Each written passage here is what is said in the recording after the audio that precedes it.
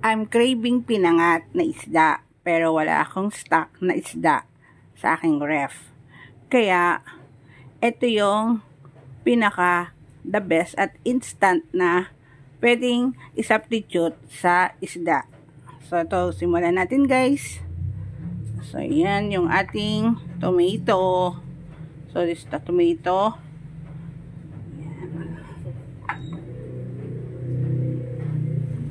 So, malinis po yung kamay ko. Ayan.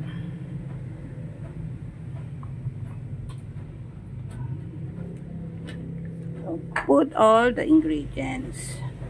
So, this is lady finger. Ayan, okra. Tapos, gusto ko sana is talbos ng kamote. Kaya lang, wala akong stock ng talbos. Kaya itong kangkong ang aking ilalagay. So, water spinach.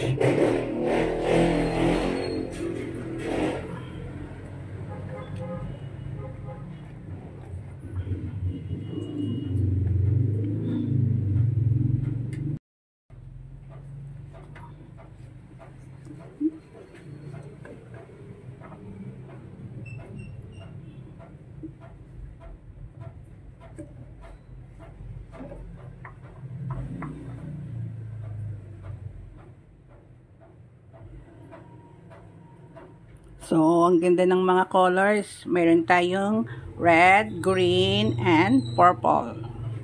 Then, lagyan na natin ng salt. Yan. Sprinkles with salt.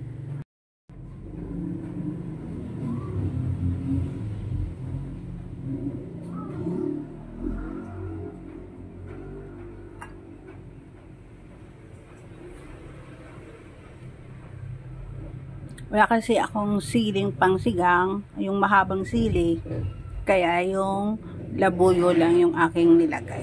Ayan guys. So, hindi na kailangang bumili kasi mayroon naman tayong tanim na sili. Para lang may konting kick yung ating pinangat. Ito yung ating gagamitin. Ito yung ating instant na isda.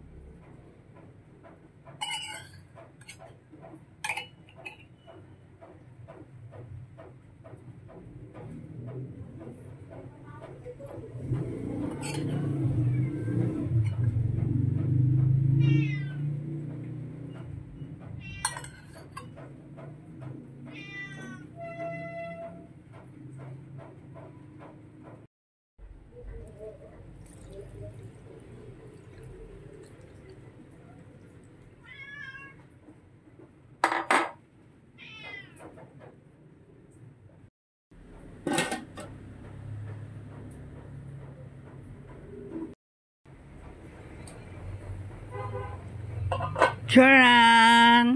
Okay na to yung ating pinangat. Ayan.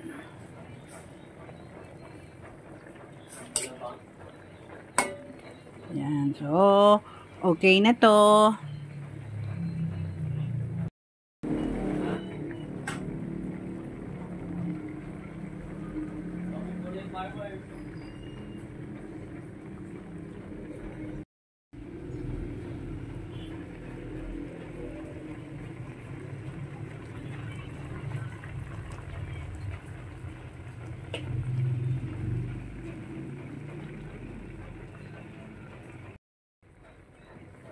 So, okay na to.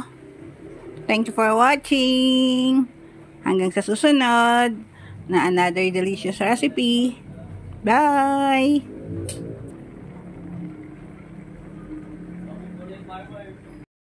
So, thank you for watching guys and see you again. Bye!